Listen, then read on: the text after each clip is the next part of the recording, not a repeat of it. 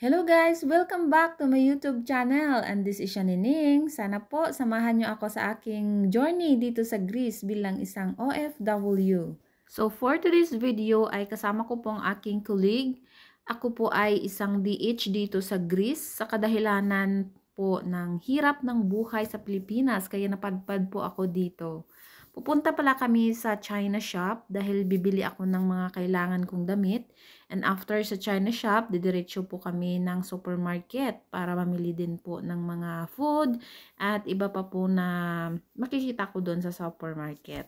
Huminto nga po pala kami dito sa tabi ng daan na kung saan dito po iniiwan yung mga basura. Dinala na lang po namin ito para matapon at hindi na po mamaho sa bahay. So, ayan, nag-i-smile-smile tayo dyan kasi masaya si Nining na nakalabas ng bahay. Minsan lang po kasi ako makalabas ng bahay at kung tuwing day off ko naman, nasa kwarto lang ako lagi.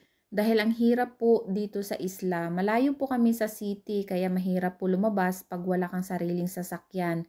Napakamahal po kasi ng pambayad dito sa taxi. Kahit na 10 minutes, 15 minutes lang yung babiyahiin mo ay magbabayad ka ng sobra 1,000 pag i-convert sa peso. Buti na lang yung katrabaho ko ay masarili siyang sasakyan kaya nakijuride na lang ako. Marami pa po akong ipakita sa inyo na magagandang view dito guys. So, isa na po dito yung dinaanan namin. And malapit na po kami sa Porto Hili kung saan marami na pong shops, coffee shops, mga boutique, ganyan. So, now dadaan muna kami sa ATM machine dahil ay i-check ko yung balance ng aking card. Baka naman tap lang ako ng tap ay wala na palang laman yung card ko. So, magka-problema ako pag naubos talaga kahit 1 euro. So, mahihirapan ako. And dito na po tayo guys. So, kailangan ko nang i-check yung card ko. And then after, umalis na din kami. So, nadaanan na rin natin dito yung maraming mga yati na nakahilera sa tabi ng daan. Ngayong winter, konti lang po yung tao na makikita natin dahil nga po ay kadalasan nasa bahay lang nila and then sa trabaho. Pero pag summer ay marami na pong mga turista yung dumadayo dito dahil ang lugar na to ay maraming magagandang tourist spot. Yes. And nandito na tayo sa China shop kung saan ay mamili ako ng mga damit at iba pang mga kailangan dahil kailangan ko din spend yung 30% ng salary ko dito. Ayoko kasing maabutan ako ng penalty kasi doble na yung imbes 30%, magiging 60% na yung penalty sa atin. So tara, samahan nyo ako guys. Pupunta tayo sa loob. Papasok tayo sa loob ng China shop. So yung product po nila dito ay syempre made in China. And pag sa Pinas, mura lang yung China product, but dito mahal po talaga lahat. Lahat po ng bilihin dito walang mura.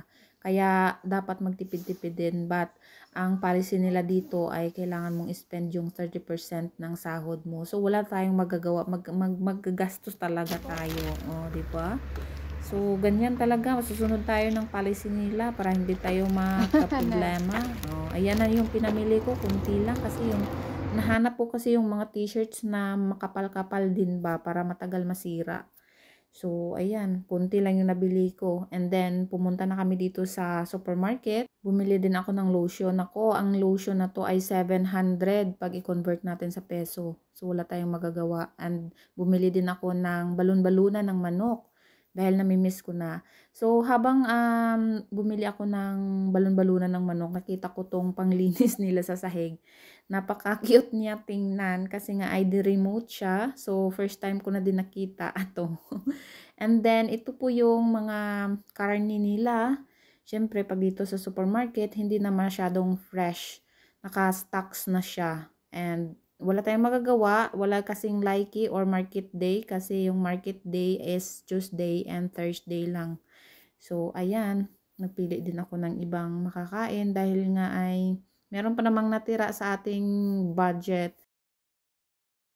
Mabilisan lang po kami dito sa supermarket dahil wala na pong time at kailangan na po namin bumalik ng bahay. So after nagbayad ay pumunta kami dito sa tabi, sa coffee shop. Habang naghihintay kami sa nagbabantay dito ay iyan yung kasama ko sumayaw na dahil nga ang ganda ng music dito. Ang sarap pakinggan ng music at napasayaw siya. Ayan po pala si Athanasia, yung katrabaho ko. Yes, mag-click din kaming dalawa kaya walang kaming problema sa trabaho. So, nilibot ko na lang yung camera para makita nyo din yung loob ng coffee shop dito. Ayan. Ang tagal po kasi nang nagbabantay, ewan ko doon. Meron pa kasing customer sa kabila, kaya syempre maghintay-hintay lang tayo dito.